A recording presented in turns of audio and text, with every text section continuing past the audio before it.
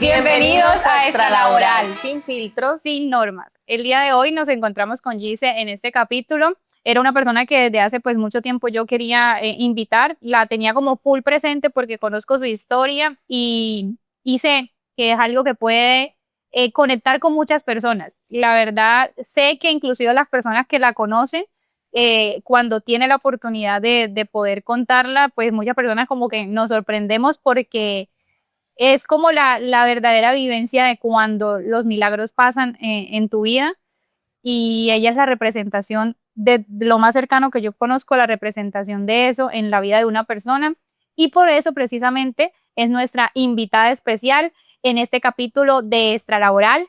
Gise, preséntate.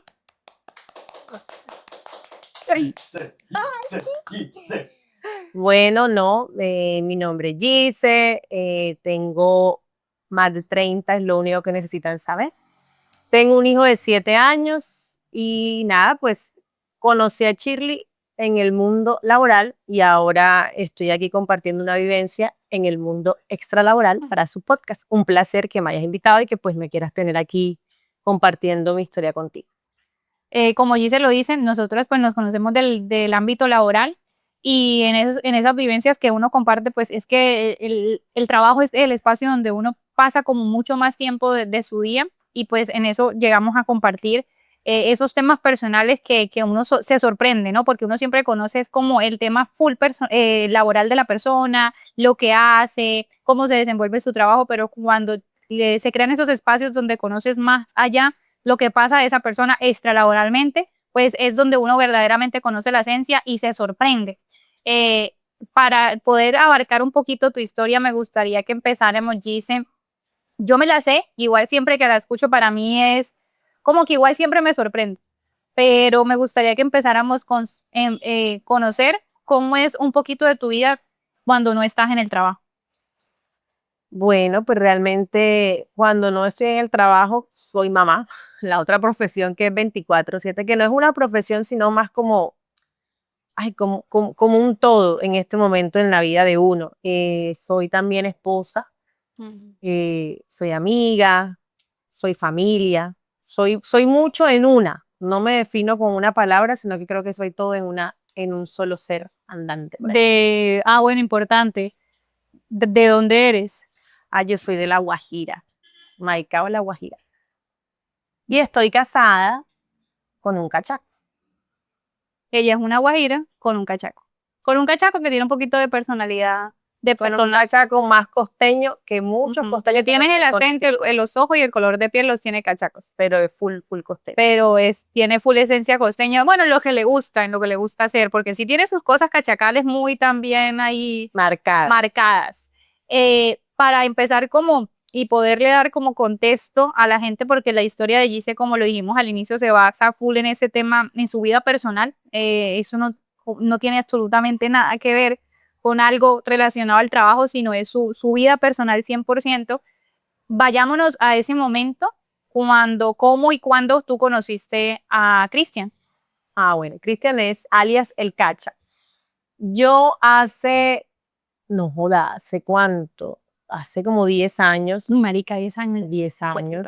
10 años yo trabajaba ya puedo decir, trabajaba en la Sal College, LSI, que es una escuela de arte y diseño.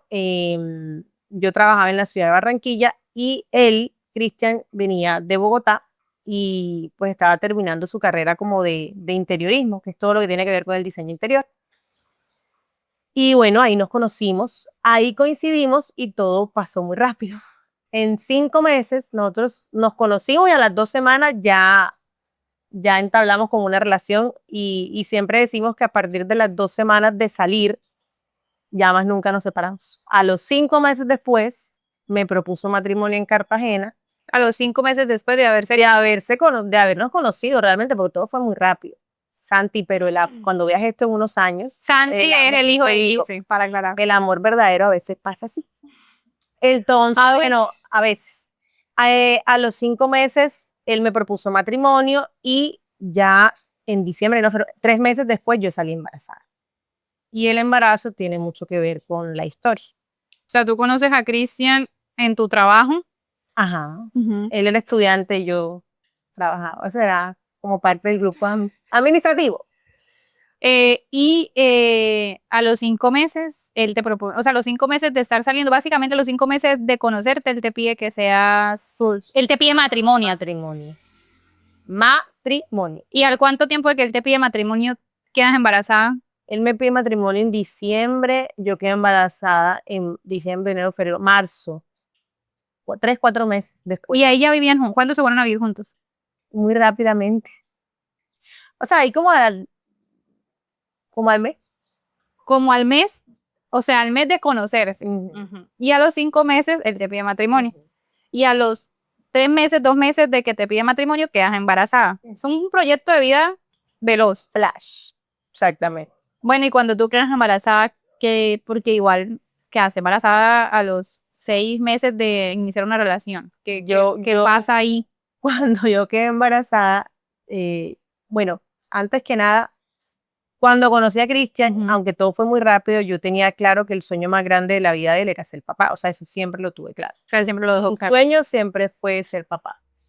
Entonces, yo tenía un retraso como de 7 días, pero, estas cosas que uno dice que eso no pasa tan rápido. Yo dije, no, o sea, eso seguramente es porque estoy estresada, no me he bajado el periodo por eso. Y decidí hacerme una prueba de embarazo. Y me acuerdo que yo le dije, vida, por favor, compra la más barata que encuentres en la tienda. Y compré una Para como de perder la 5,000 plata. pesos. Yo entré al baño. Yo me acuerdo que, o sea, era tanto como la ilusión de este man de ser papá que yo entré al baño y entré al baño y o sea, las pruebas son como que tú haces en un vasito. Él estaba ahí. Sí, él estaba ahí. Entonces en un vasito chichi y metes como, la barata es como con una tirita. Sí, coges como una cartulita con la que coges el orín. El orín, no sé qué. Entonces yo no hice eso, él hizo eso. Y él sale del baño, o sea, casi que llorando de la felicidad. Ya va. O sea, tú le diste el orín a él. Ajá. Y él fue el que hizo la Ajá. prueba. Ajá. Yo estaba sentada esperando porque yo estaba súper segura de eso le iba a dar Negativo. Entonces él entra al baño y cuando sale del baño sale así con los ojos aguados y me dice, voy a ser papá. Vamos a ser papás. Y yo le digo, ¿usa cómo? Y él me dice, sí, no, marica, yo entré, o sea, yo sentía, yo tenía 26 años, teníamos 26 años porque los dos estábamos En la misma edad. yo soy 2 meses mayor que él, o sea, nada. Entonces, yo entré en colapso porque yo no me imaginaba, porque es que además teníamos muy poquito tiempo, independientemente, o sea, un embarazo, yo creo que hasta los 3 años de relación. Un embarazo adolescente. Yo sentía que era un embarazo adolescente, entonces yo como que, o sea, ¿qué es esto? Y él desde el minuto cero estuvo más allá del éxtasis, porque yo creo que ese era su gran proyecto de vida. Entonces, nada, fue una sorpresa abrumadora en ese momento para mí. ¿Y qué pasó? O sea, en ese momento, como... Bueno, en ese momento yo dudé de la veracidad de esa prueba porque era una prueba muy económica. O sea, pero tú la habías pedido económica. Ajá. Entonces yo le dije, no, vamos a hacernos otra prueba. Entonces me acuerdo que fuimos a comprar en Farmatodo la Crial Blue, la que te da las semanas, no sé cuánto. No vamos a mencionar marcas porque aquí no nos están patrocinando. Bueno, una prueba, que pipi, edite. Entonces compró unas pruebas, o sea, como 4 pruebas. ¿Cuántas semanas tienes? Pero compró un montón, o sea, compramos como 5. Esa vaina, yo lo terminaba de meterle en el chichi cuando esa vaina pintaba. Entonces nada, o sea, estaba más embarazada que yo. Llorando, lloraba porque estaba muy nerviosa. Y aún después de obtener como 10 pruebas positivas, yo le dije, no, yo necesito hacerme una prueba de sangre. Y al día siguiente nos fuimos a hacer una prueba de sangre y salió embarazo 100% positivo. Y ya, ahí como que me la terminé de creer. Y en ese terminar, o sea, terminártela de creer cagadísima del susto. Cagada del susto porque sentía que tenía una relación muy reciente, aunque me hubiesen pedido matrimonio, yo decía, o sea, no sé, todos los miedos, es que yo siento que uno nunca va a estar preparada para ser mamá, tengas la edad que tengas. Sí, claro, Marisa. O sea, yo me sentía muy chiquita, muy inexperta, muy todo, o sea, muy nublada en todo sentido. Entonces yo me acuerdo que yo estaba como en un trance, pero que decían siempre que fue la paz y la tranquilidad en ese momento porque siempre digo, vamos para adelante, este es mi sueño. Entonces fue como el soporte en mi momento de duda. Y ahí. Tú ya conocías, me imagino, a los papás de Cristian. Sí, ya, súper rápido. Y ustedes vivían, solamente ustedes dos o con la familia? Vivíamos solamente nosotros dos. Ok, y ahí, o sea, cuando ya se activa el tema de que van a ser papás, ¿qué cambia o qué empiezan a hacer diferente o cómo qué se proyectaban que iba a pasar? Lo que pasa es que también yo creo bueno, la proyección era construir familia, lo que normalmente uno piensa, no como ahorrar para los temas de todo lo que implica tener un bebé. Yo estaba trabajando. Sí, yo estaba trabajando y él estaba trabajando. Estábamos trabajando ahí donde nos conocimos, en la Salle College, Ok. ahí en esa escuela de arte y diseño. ¿En qué punto de tu embarazo empiezas a sentir unas molestias no relacionadas al... Primero no, primero hablemos de cómo te dio ese primer del embarazo, No, cómo te yo fue. casi me muero. Ahí mismo cuando te enteraste, o sea, se te activó. O sea, yo me enteré, es que yo me enteré muy reciente. Yo me enteré cuando tenía 5 semanas de embarazo. Entonces, yo me acuerdo que en la primera ecografía, me imagino que a muchas mujeres les pasa, a mí solo se me veía el saquito. No había latido todavía. Entonces fue súper extraño porque yo tenía duda de si quería ser mamá, yo tenía miedo, Claro. pero entonces nunca se me va a olvidar, yo fui y entré o sea, ahí no sé cómo se llama esto, al ecógrafo, la sala de La sala, ecografía, ahí. Y yo me acuerdo que Cristian iba a entrar y yo le puse, o sea, le cerré la puerta así, él como, bueno, es la primera, entonces se quedó afuera. Y yo entré y el doctor me mira y me dice, solo te veo el saco, o sea, está bien formado, pero aquí hay una posibilidad de que en 2 semanas el bebé se geste o que pase lo que a muchas mujeres pasa, que no se gesta el bebé, entonces simplemente tienes un embarazo sin embrión, solo se genera el saquito. Yo me acuerdo que yo me levanté y sentí la duda como, o sea, me sentí triste y dije, cuando me enteré estaba abrumada, pero de alguna otra manera ya me había llenado de la ilusión de que era mamá. Y ahora que me dicen que puede que en 2 semanas no lo sea, porque puede que no se desarrolle el embrión, como puede que sí, me quedé así como, o sea, sentía como un vacío y dije, en realidad sí quiero ser mamá. O sea, la duda que tenía se me quitó y salí de la sala y me acuerdo de Cristian, me dijo, primera y última vez que tú no me dejas entrar a ver a mí. O sea, puede que esté en tu vientre, pero también es mía. De ahí en adelante sí no se perdió en una ecografía. Ok. Entonces ahí va. Ahí está. Esto. Bueno, y después de ahí, Ajá. bueno, y después ya fui a la otra ecografía, y en la otra ya se le sintió el latido, súper bien, ya ahí Cristian entró.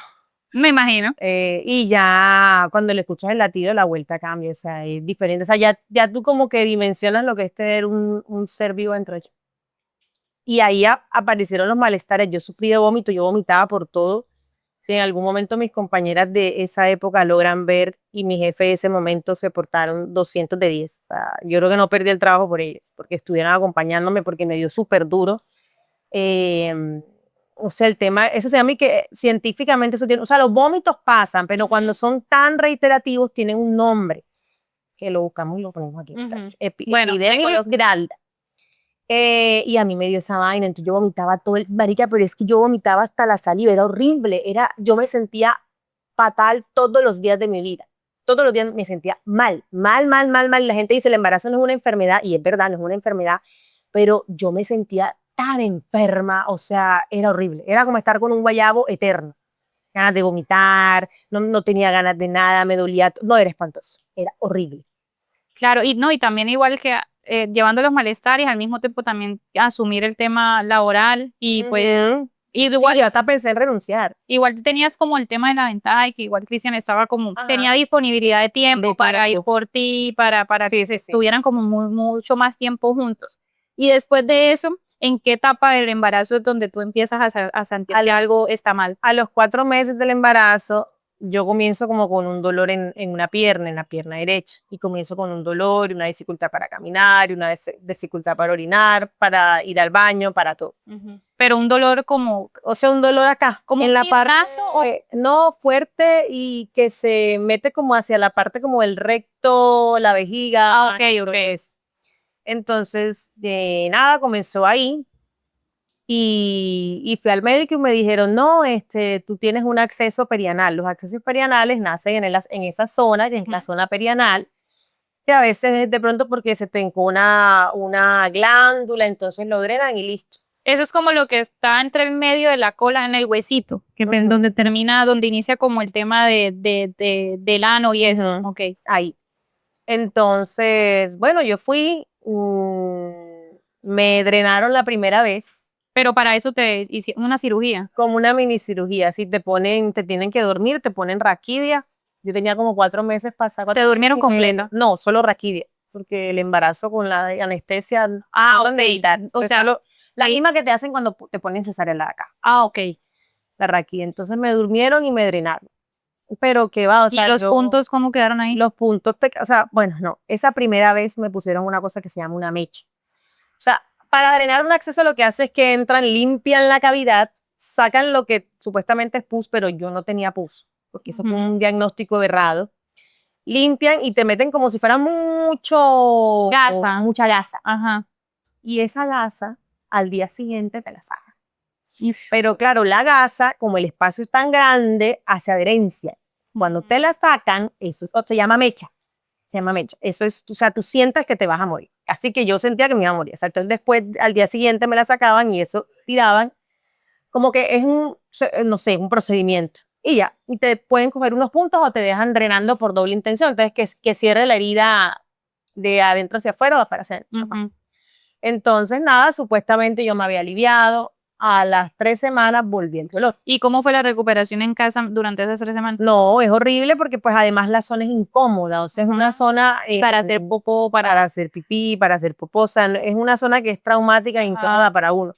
Entonces, nada, la recuperación ahí siempre dura, pero a las 3 semanas de justo haberme hecho ese primer ¿Tenías 4 meses en esas 3 semanas o ya estabas en los 5? 4 meses y medio. Ya entrando a los 5, a las 3 semanas volví otra vez al médico por lo mismo. ¿Qué te dio en la casa? El mismo malestar, ya tenía una obstrucción, o sea, ya a mí como que, o sea, era como que de la cola se me veía como una bola. Un acceso que sobresalía. Eso que obstruía. Y evidentemente para caminar, no es que no tenía vida, no me podía levantar, no podía caminar. Y a eso súmale el bebé. Súmale el bebé que estaba creciendo. Entonces voy al médico, otras me dicen, no, es un acceso. Yo le digo, otra vez el acceso. Me dice, sí, hay que volver a drenar. Entonces vuelve otra vez a la clínica, pongas otra vez un epidural, pongas otra vez la mecha y vuelvas a drenar. A las 3 semanas en puntico, vuelve al médico. Yo dije, no, espérate, ¿qué es esto? Entonces, no, vamos a pedir una valoración con cirugía, vamos a hacerte una resonancia. Cuando me hacen la resonancia magnética, se observa que yo tengo una masa muy pegada al coxis, pero pues evidentemente está la masa y está el bebé. Entonces lo que los doctores en su momento me dijeron fue, pues no podemos sacar la masa, porque para sacar la masa, el abordaje tiene que ser o por aquí o por atrás. Y en ese momento, pues yo estaba en, no sé, o sea, 5.º mes de embarazo, es incompatible, o sea, no te podemos operar en este momento. Entonces, básicamente es, de aquí al 9.º mes, mamita, va a aguantar los meses aquí porque tiene que aguantar. Y así fue. Entonces era el dolor. El dolor y no para podías que me tomar. humanaran. O sea, te seguían abriendo. Claro, porque eso se me llenaba. Eso se me llenaba de líquido, entonces había que drenarlo porque es que el dolor era insoportable. O sea, yo no podía, es que el dolor, es que yo no, mira. ¿Qué hacías para tratar de...? Para tratar de minimizar el dolor, yo me acuerdo que yo me metía en agua caliente. O sea, yo tengo una anécdota y es una vez de las tantos drenajes, un cirujano ahí me llama y me dice, mamá, tengo que hablar contigo. Y cierra la puerta y me dice, ¿tú te pusiste biopolímeros? Yo le digo, biopolímeros.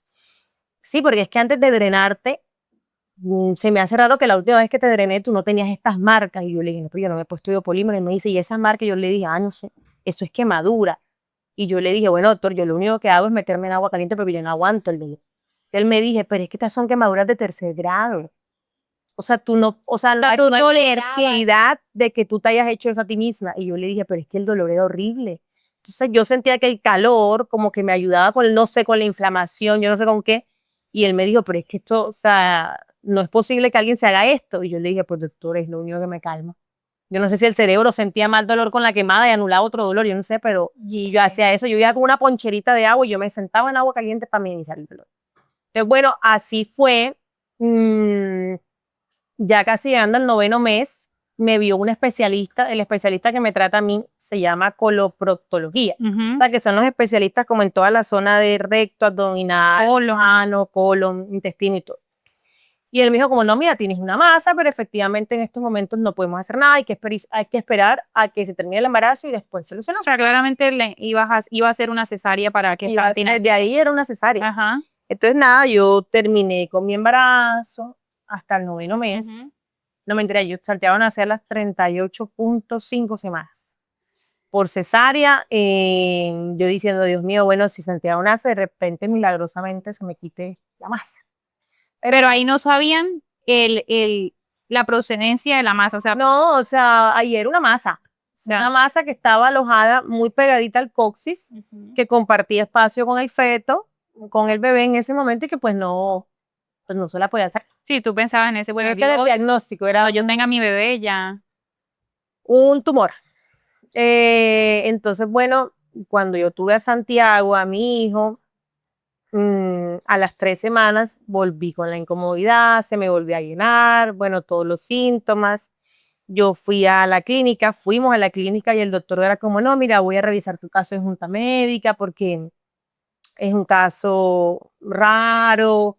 Y yo le dije, doctor, pero si ya usted me había visto antes del embarazo y me dijo que iba a operar. Entonces, no, o sea, hay que revisar. Y yo le dije, bueno, en esa revisada creo que alcanzaron a pasar como 2 semanas y yo estaba peor, o sea, es que ya, y entonces ya qué pasaba, el tumor, haz de cuenta que es como una masa y el tumor está como recubierto de una membrana y esa membrana contiene un líquido que es un líquido seminal, o sea, un líquido de tu cuerpo que no es putrefacto ni nada, es un líquido ceroso. Eso se llena de líquido y el líquido busca por dónde salir. Entonces yo había creado como una fístula, es como una fístula en toda la parte como del recto. Como un canal. Exactamente. Entonces ya yo drenaba de ahí y yo drenaba. Yo decía, o sea, yo cómo voy a andar por la vida drenando, caminando por la falta drenando. Entonces me acuerdo que Cristian me dijo, mira, flaca, ya me mamé, o sea, los médicos en una postergada, Con el bebé. Estaba con Santiago, Santiago tenía por ahí 19, 20 ya de nacido. Vámonos a Bogotá y vamos a buscar una segunda, tercera, cuarta, quinta, las opiniones que sean, o sea, no sé, o sea, nos fuimos, fue gracias a él, y nos fuimos a la deriva. Y tú, o sea, igual. No, yo lloraba, yo me sentía mala madre, porque uno de los sentimientos que más rondan la maternidad es la culpa. Yo me sentía culpable porque le di un hogar que no servía, porque yo decía, o sea, él está en mi vientre y yo le voy a dar un hogar que no sirve, porque preciso yo, la mamá, y salió con todo eso. Y ya después cuando nos fuimos dije, marica, lo voy a dejar y tiene 19 días. O sea, yo no puedo dejarlo. Además, yo quería darle teta, no le pude dar teta. Entonces, Ahí lo dejé con los papás de Cristian, con los abuelos. Que han sido un gran apoyo, la verdad, en todo este proceso. Uno tiene que reconocer eso. Entonces, nada, Cristian me dijo, flaca, o sea, y hay que entenderlo cuando uno es mamá, si tú no estás bien, nada está bien. Y uno es, yo voy a dar la vida por mi hijo, no, tú no puedes dar tu vida, sí, tú tienes que cuidar tu vida para poder cuidar la de tu hijo. Entonces yo con todo el dolor de mi alma empaqué mis maleticas, él se fue en carro porque yo no podía estar mucho tiempo sentada y yo me fui en avión.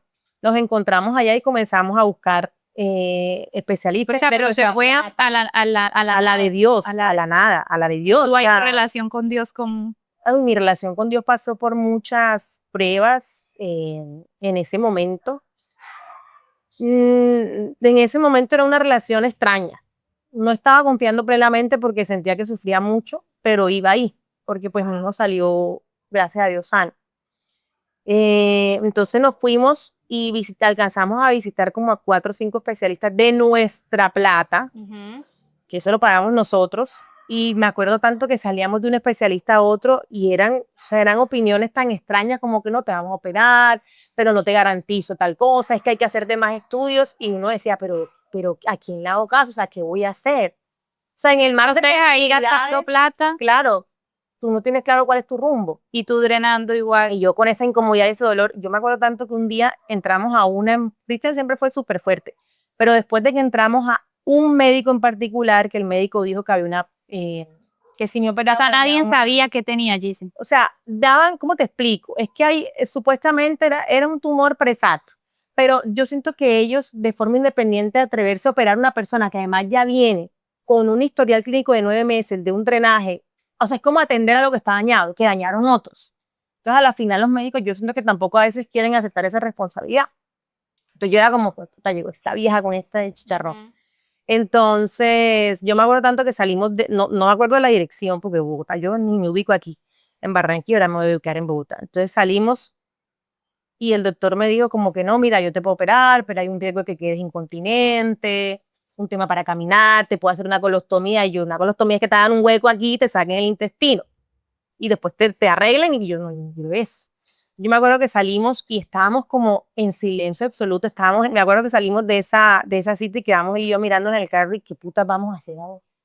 Pero ninguna hablaba y era, pero ¿qué hacemos? O sea, tú ahí viste ¿Para como qué que él vendemos? también ya se había... Claro, ¿qué vendemos? ¿A cuál de los 5 médicos le hacemos caso? O sea, ¿qué vamos a hacer? Y súper extraño que él me dijo, no, mi amor, vamos para donde Sofía.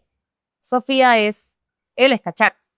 Te envió toda su vida en Bogotá. Entonces, Sofía era la mejor amiga de la infancia, o sea, crecieron juntos. Y yo le dije como, me dijo, sí, o sea, vamos a desconectarnos un momento. Y yo decía, pero, O sea, no sabemos qué vamos a hacer. ya él no sabía qué hacer, que él dijo, vamos con Sofía. Nos acordamos de Sofía. Yo le dije, bueno, está bien. Y llegamos donde Sofía, la saludamos, también un momentico como para desembotarnos. Y él era muy cercano a la mamá de Sofía. Entonces, él le dijo, ay, vamos a saludar a la señora Adriana. Y fuimos a saludar a la señora Adriana. Y en eso que llegamos donde la señora Adriana, y claro, ella era como, pues me imagino una figura también de madre para él, porque pues ellos crecieron en el mismo barrio, entonces él le cuenta, ay, bueno, como que estás aquí en Bogotá, mucho gusto, y él le contó la historia. Y ella me dice, mira, yo conozco a un médico que se llama, yo no puedo decir los nombres porque yo lo quiero mucho, no digo los nombres de los otros, pero sí puedo decir el nombre de él, se llama Carlos Edgar Figueroa. Carlos Edgar Figueroa, coloproctólogo del Hospital Universitario Mayor, o es universitario, sí, Mayor Mederi en Bogotá, de la Mederi, así se le conoce a la clínica, al hospital. Y él me trata a mí. Ella tenía un tema también de ella particular. Entonces saqué una cita con él y mire qué te dice. Y yo le dije, bueno, dale. Entonces de ahí nos fuimos con el número del doctor y yo lo llamé y concreté una cita particular.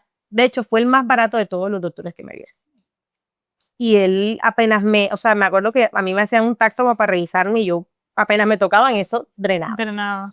Entonces él me dijo como, bueno, dice, yo creo saber qué es lo que tú tienes y yo te puedo operar. De hecho, ahí pensamos, bueno, doctor, ¿y cuánto es?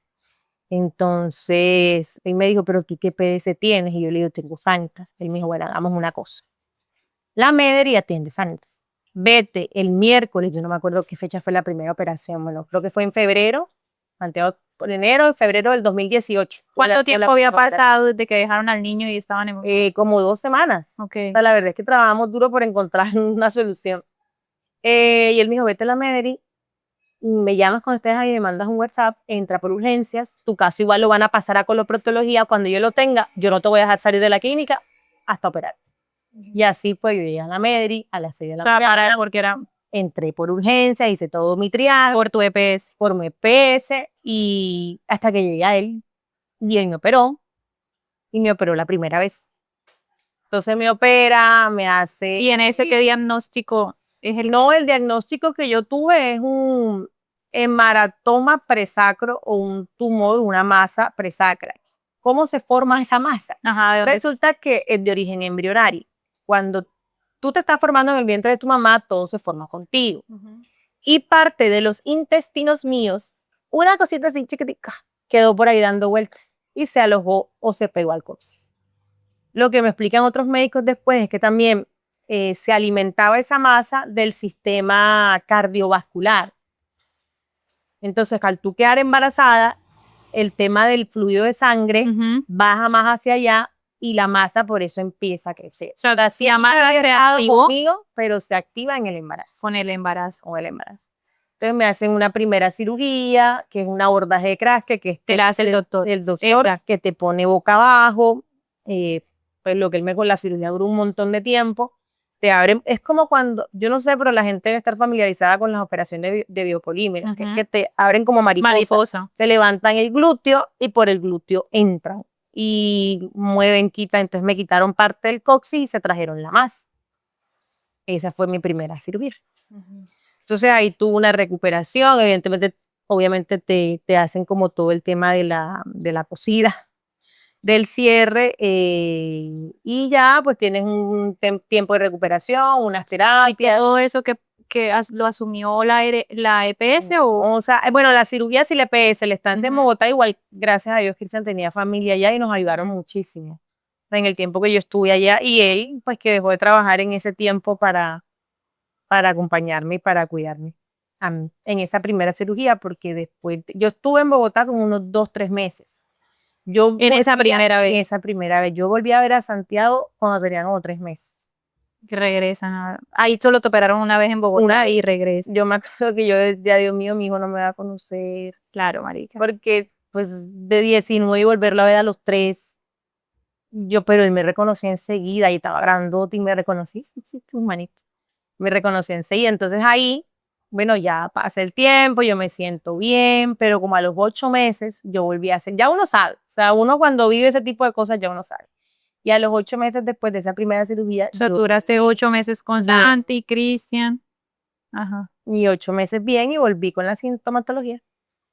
Y le escribí al médico otra vez y me dijo, nada, te toca ¿Qué volver. sentiste, Gise, cuando volvió esos síntomas? ¿Qué No, fue lo primero yo me que... acuerdo que yo me metí al baño y yo le reclamé mucho a Dios y le dije, porque a mí, o sea, que ya, ya suéltame, ya no quiero más, o sea, ya no quiero ir otra vez, ya no quiero dejar a mi hijo, ya no quiero, ya no quiero dolor, ya no quiero más, ya no quiero, estoy harta. Además que yo, para calmar el dolor, lo que te dije, yo pasé por acupuntura, bueno, me metí en agua caliente, pero pasé por acupuntura, mira, aquí no probamos, Cristian y yo, para calmar mi dolor, porque es que vivir con dolor no es vida.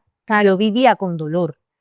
Mira que hay muchos casos de personas que tienen un tipo de enfermedades o diagnósticos que todo el tiempo les producen dolor y ellos prefieren realizarse Yo antes eutanasia. creo que de aprendizaje uno juzga muy rápido, pero es que vivir con dolor no es vida. No. Nada se ve igual, nada sabe igual, es que no es vida, o sea, no tiene vida. Entonces yo decía otra vez, porque a mí, entonces ahí sí, en ese momento que recibí esa noticia, el doctor me dijo, nada, te toca ver. Y yo le dije, marica, pero que salió mal, o sea, que hiciste mal. Además, el único que me quería no es, porque nadie más me quería operar. Claro. Entonces me dijo, Gise, lo que pasa es que lo que él cree que pasó es que una masa, cuando la sacan, es una masa homogénea e intacta. Pero como yo estaba embarazada, a mí me tenían que drenar, es como si tú chuzaras esa masa. Entonces la masa se esparció como quiso.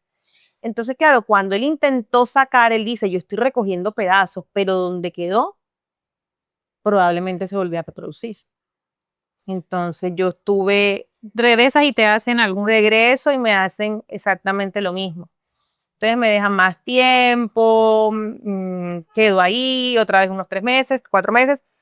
Nuevamente dejas a Santi. Obviamente dejo a Santi con los abuelos. em, y después me regreso otra vez a Barranquilla y a los 9, 10 meses de Santico vuelve a aparecer la más. Y ahí en ese momento, o sea, No, y ahí ya, vas, te operan nuevamente, regresas nuevamente con el niño 4 meses, 3 meses después, y y bueno, 9, 10 meses después vuelve y despierta. luego. ¿Cuántos tenía Santi en esa nueva? En ese Santi tenía que tener, Santi yo lo voy a dar a los 3, 9 años y piquito, ahí tenía, que iba para 2 añitos, y lo volví a dejar. Me acuerdo que Santi ya balbuceaba, o sea, tenía, pero la tía, la hermana de Cristian, también fue súper importante, ella como que se hizo full cargo de Santi, y me mandaban los videos y Santiago decía sus primeras frases, así lo vi yo por WhatsApp, por mensajes de texto. Era además plena pandemia, ¿no? Porque ahí estaba la pandemia en su de 2020. Santiago nació en el 2018, y en el 2020 en plena pandemia estaba O en Bogotá. Y nuevamente ahí que Bueno, entonces el doctor lo que me dijo fue, mira, vamos a intentar algo más agresivo. Entonces vamos a colocarte un aparato o una estructura que se llama Hemovac. Yo creo que es que no tengo mucho conocimiento, pero Hemovac se lo colocan a los pacientes cuando le hacen como, que tienen como problemas de cicatrización, que sufren del azúcar. Entonces lo que hace es que es como un papel que se pega a la herida y le ponen como si fuera una manguera y eso chupa. Va succionando como la sangre, el líquido seroso para ayudar a cicatrizar mejor. Entonces él me dijo, vamos a dejarte abierta, te colocamos el Hemovac adentro, te sellamos la herida y vamos a ir ayudando a tu cuerpo a generar tejido cicatrizal en la parte interna para que pues no se reproduzca, a mirar cómo nos va en esta oportunidad. Y así fue. Esa fue la más larga porque esa fue la primera cirugía y después entré como unas 3, 4 veces más.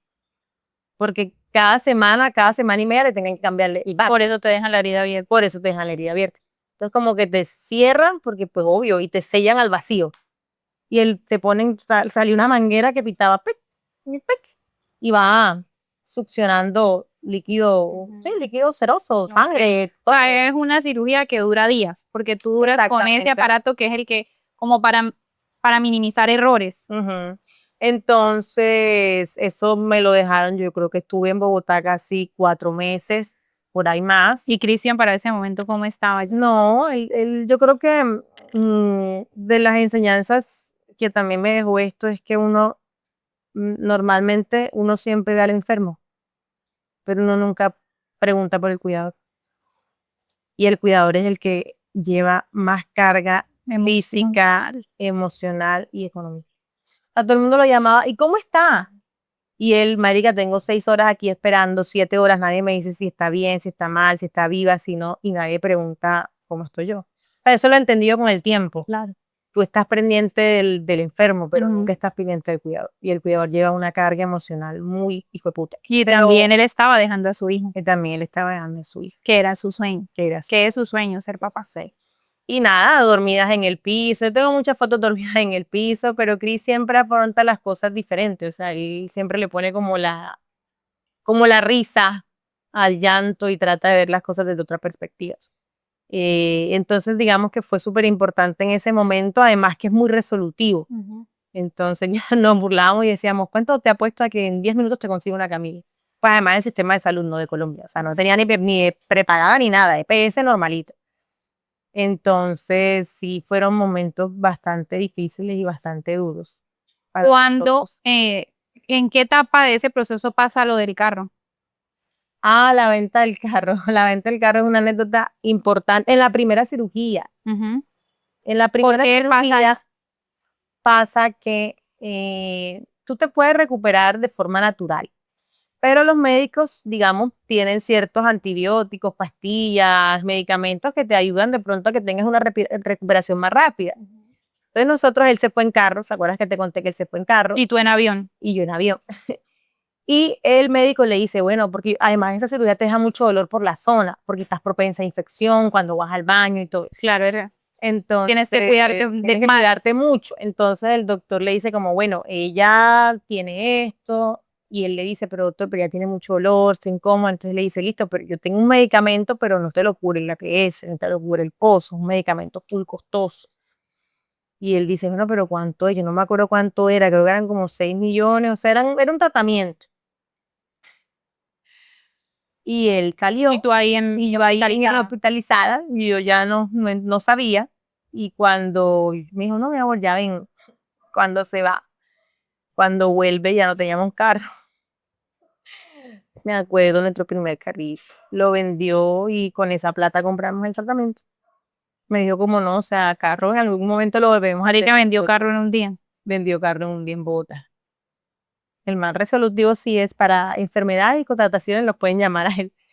Y vendió carro y gracias a eso tuvo una recuperación como menos dolorosa, más llevadera. Él estaba buscando la forma de evitar el tema del dolor. Entonces ya en la tercera cirugía, volviendo al tema de la tercera cirugía, que ya demoré más tiempo, que me abrieron, o sea, porque te ponen el back. Pero claro, para cambiarte el material del back tienen que dormirte, porque es que tú no aguantas abrirte otra vez. Entonces me durmieron 1, 2, 3, hasta la cuarta vez. Y en la cuarta vez sí te cierran, esperas el postoperatorio y ya, ¿Al cuánto tiempo regresaste nuevamente? yo creo que eran casi O sea, el doctor 4. te mandaba nuevamente para tu casa a Ujú, esperar a ver. a esperar. Pero él me dice que, o sea, lo último que me dijo fue como churro, porque él es caleño, entonces me decía churro, yo creo que con esto ya. Pues yo le decía, pero ¿por qué a mí, doctor? O sea, ¿por qué me sale tanto esto? Y él me decía, mira, eres la primera, no sé si seré la primera persona todavía, porque pues ya eso fue hace 3 años pasaditos, 3 años y medio. Y me dice, es la primera persona que yo opero tanto, o sea, tan recurrente. Yo no entiendo. Entonces Y un caso extraño también. exactamente, entonces, mire, lo que yo creo fue que por el mal manejo del principio, Eso es lo estas que son las consecuencias. Entonces, eso fue lo que pensamos, pero él sí me decía como que tú eres una en un millón, porque normalmente yo agarro, saco, y claro, tú agarras la masa, la sacas y ya, no tiene por qué volverse a reproducir, pero pues en tu caso quedaron muchos hijitos y eso lo volvió todo mucho más complicado y casi que fueron Esa fue tu última cirugía. Esa fue mi última. Hasta el momento. Hasta el momento, gracias a Dios. Yo todavía tengo masas ahí, pero están bajo control, o sea, estoy bajo revisión, no cambian de tamaño, no crecen, entonces tienes que hacerte un chequeo cada año, típico todos los años. todos los años. Y se lo mandas al... Y se lo mando a él, pero hasta el momento, la última que me hice el año pasado, todo bien, o sea, sistema vascular bien, las masas de un tamaño que no interfieren con nada, o sea, no se han degenerado. La verdad es que gracias a Dios vamos. Y ahí esa actorita que dice gracias a Dios, en ese momento que regresan nuevamente allá, ¿qué pasaban con Dios? Yo creo que yo tuve mis peleas y mis reconciliaciones, porque si te das cuenta, no joda, cuando uno cuenta la historia y a veces uno, o sea, Cristian siempre me dice que a nosotros a veces me dice, somos muy mal agradecidos, flaca, porque se nos olvida toda la mierda que tuvimos que comer y es la verdad.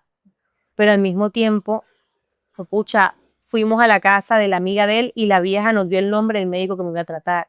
Al mismo tiempo, él tenía familia en Bogotá que nos pudo recibir y nos ayudó a sopesar el gasto económico. Al mismo tiempo, él tenía unos papás muy buenos que se quedaron con nuestro hijo. Al mismo tiempo, yo tuve un trabajo donde me acompañaron. Yo creo que ningún trabajo hace eso, donde me acompañaron. Yo me acuerdo que yo volví de mi licencia de maternidad y me mandaron un mes con una licencia remunerada porque la rectora, es más aparte. porque la rectora dijo, pero es que tú no disfrutaste a tu hijo en ningún momento, tu embarazo fue horroroso. Y la vieja como que dijo, no, marica, o sea, vete y de verdad disfruta. Entonces, cuando ya sales de pronto del dolor. Y también lo más importante es, al inicio empezábamos con una historia de romance muy rápida y resultó que era el hombre que yo me imagino, no sabemos qué piensa Dios, que Dios designó, que era el que iba a aguantar ese voltaje de todo lo que tenía preparado. Sí, claro, yo de verdad, o sea, independientemente como yo le digo a él de todo de lo que pueda pasar, ese proceso en mi vida también es gracias a él. A la fortaleza, a la entereza, a la no queja, al acompañamiento, porque cuidar a un enfermo no es fácil. O sea, estar ahí limpiando cualquier tipo de fluido chirri, eso no es fácil. Exacto, o sea, eso es a veces a mi hijo ¿cuánto tiempo hice? O sea, desde que te hacen a ti la primera cirugía, porque aparte me imagino que vida sexual no había en ese momento. No, no o sea, se inventaban otras cosas. Claro, más creativos. Porque eso, o sea, aparte, porque igual, o sea, resistir, o sea, igual estar fuerte ahí con tu pareja, sabiendo que ya hay un tipo de conexión que no podías hacer porque, marica, a ti te dolía todo. Sí. Y luego ya viene el nacimiento de Santi, que esperaban que ya fuera la época de calma y vienen casi un año más. Lo que pasa es que yo siento que la concepción de la pareja también se estructura dependiendo de las situaciones que vivas. Cristian no se rindió. O sea, no solamente no se rindió, sino que el amor tiene otras aristas. El sexo, evidentemente, es súper importante, pero si el sexo lo fuera todo, de pronto no estaríamos. No estaría nada. Y no porque haya disfunción o porque nadie quiso, sino porque había una condición de salud que en ese momento no permitía. 3 meses una persona hospitalizada, su pensamiento no estaba allá. Entonces yo siento que no somos seres humanos viviendo una experiencia espiritual, somos seres espirituales viviendo una experiencia humana. Que es importante que uno habla y dice, sí, claro, pero cuando tú vives este tipo de cosas y nos sentamos y hablamos, entiendes que la intimidad también está hecha de otras vainas. O sea, que cuando eres vulnerable, no necesariamente cuando estás desnudo. O sea, yo me acuerdo de todo lo vulnerable que puede ser una persona que está desnuda, recién operada, con cualquier necesitada, porque tú sabes lo que es estar en una cama y no poderte ni siquiera levantar a pedir agua. Entonces, esa es la vulnerabilidad absoluta. Entonces, yo siento que entendimos y cuando la gente me pregunta, yo digo, no, es que yo creo que vivimos la relación de atrás para adelante, porque tú primero vives lo bueno y después vives lo malo. Nosotros comenzamos comiéndonos las verdes y ahorita, porque hemos vivido mucho, o sea, como muchas turbulencias también, es que estamos empezando a comernos las maduras. Hasta ahora. Pero es difícil, es complejo.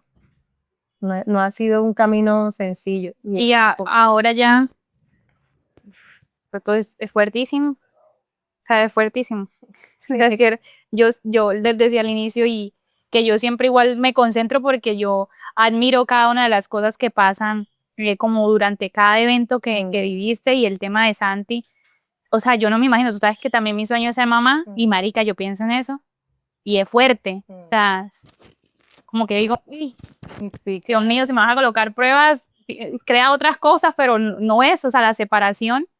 Entonces, y por eso te preguntaba de tu relación con Dios, porque yo sé que hubo muchos sube y baja, porque también, o sea, es como que ya tú sientes, ay, ya es, y otra vez, claro. y entonces ahí es esa es la verdadera fe, o sea, es volver a confiar cuando no, cuando ya otra vez vuelve todo y se te desarma, Cuando no hay nada. y a la hora que yo ya te conozco y sé que estás, eres desde que yo te conozco, siempre te he conocido muy cercana a Dios, católica, cercana a la Virgen, crees mucho en la Virgen. Entonces, por eso te decía, ¿cómo era tu relación con Dios? Porque esta versión que yo conozco ya tiene una fe inquebrantable. Claro, o sea, lo que pasa es que susto que uno debería aprender a quejarse menos. Y yo soy de las que a veces Ah, me quejo pero recuerdo dónde estaba. Y yo no sé, o sea, yo siempre le voy a decir, mira, no sé en qué crees tú, en el universo, ¿cómo es? Yoga, ¿cómo es que se llama? Buda, yoga no, Buda, este señor, Ajá. lo que creas, pero es que, o sea, después de vivir las cosas que vives, uno se transforma. Y hay cosas que yo no explico, sino la diosidencia. O sea, Cristian nada me tenía que haber dicho, vamos vamos donde Sofía. Sofía. Ujú. Y después vamos donde la señora Adriana. O sea, es que fue como si estuviera una línea, ¿me entiendes? Una vaina perfecta.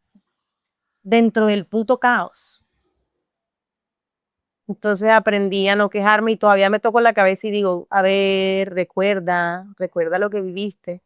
No desde, ay, la víctima, sino desde la afortunada que fui Ujú. de poder estar aquí contando una historia, aprender y tener mi hijo, porque también me acuerdo que la ginecóloga le decía, ella va a sufrir de depresión postparto, o sea, ella va a sufrir de depresión postparto. Y yo creo que yo sufrí de depresión postparto, pero no como te la cuentan en los libros, Ujú. sino que yo todo lo quería hacer por Santi. En esos 19 días después de nacido, yo no quería que nadie me ayudara, porque me sentía tan en deuda con él por todo porque claro, yo sufría, yo no dormía, yo me angustiaba de todo, y el bebé recibía todo eso. Alcancé a tomar unas pastillas, pero es que yo no, o sea, el dolor, Cristian me decía, pero flaca, te estás retorciendo, y yo, pero ¿cómo me la tomo si yo sé que le hace daño? Nada más me voy a tomar 6 en el mes. Entonces me acuerdo que las partía por la mitad. Ni mesulida, que yo creo que ya la descontinuaron porque ya no se puede tomar. Es un antiinflamatorio súper fuerte, pero está contraindicado en el embarazo. Pero el doctor me dijo, cuando ya sienta que no puede más, tómese. Y yo me acuerdo que yo lloraba, y yo no quiero, pero ¿cómo hago? Me duele, no, claro, voy a hacer daño. Entonces, después también vivir con el tema de qué va a pasar con el bebé, me hicieron una resonancia, me pusieron... Y en algún momento tú sentiste que de pronto ya no ibas a estar más De hecho, para él. yo no tengo sino una foto embarazada, porque a mí me daba miedo tener que subir como la historia y después que algo pasara y tener que borrarla. Porque pues era como más propensa, ¿no? Entonces tener que borrar como la historia que yo misma escribí y por eso nunca, creo que nada más tengo una foto embarazada. Me hicieron baby shower, Cristian me hizo el baby shower en contra de mi voluntad, porque yo no quería. No tengo fotos de embarazo, no tengo foto de estudio de embarazo, nada de esas cosas tengo. Creo que no me lo disfruté por el miedo, pero al mismo tiempo Confiando.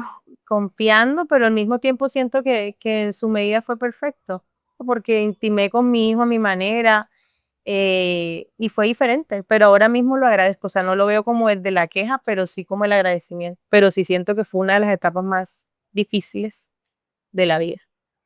Sí, claro. de un- No es una historia de vida bastante fuerte, una historia de vida que tiene, o sea, que mueve mucho porque es, primero reconocer a Cristian Marica como el man que yo me imagino que él tenía sus momentos donde nunca lo viste y probablemente, no sé si algún día lo verás, donde se arrodillaba y se tiraba y se sentía vencido y lloraba y estaba desboronado, pero iba, se levantaba y ponía la mejor cara contigo y trataba de estar ahí, pero al mismo tiempo pensando él que si cumplió su mayor sueño de ser papá, pero el amor de su vida no, él no sabía, o sea, él no sabía cuánto tú lo ibas a durar, porque ¿qué puedes pensar tú una persona que la llevas, la traes, la llevas, la traes?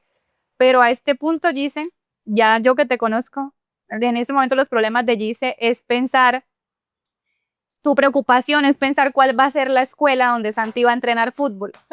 Entonces, eso es maravilloso, marica, porque vete años atrás que estabas pensando tú si te ibas a poder estar para tu hijo.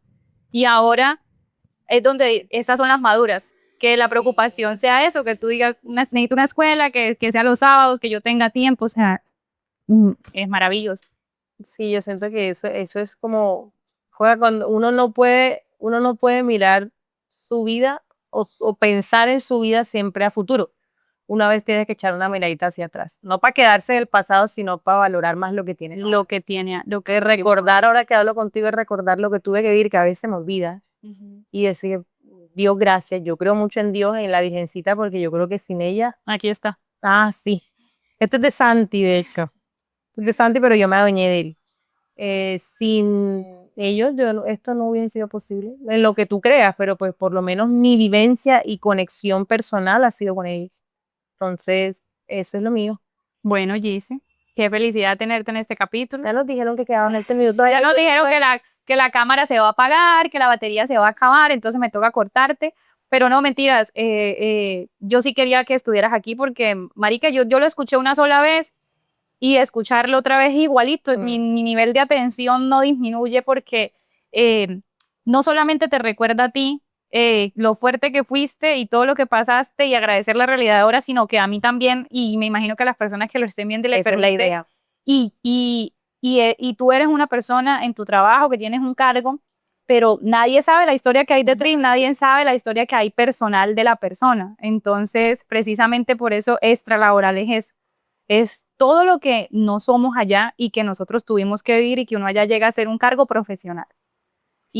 Pero aparte de un cargo profesional, para mí y en extralaboral eres una mujer maravillosa, eres una mujer fuerte y muchísimas gracias por darme de tu tiempo para este capítulo. No, gracias.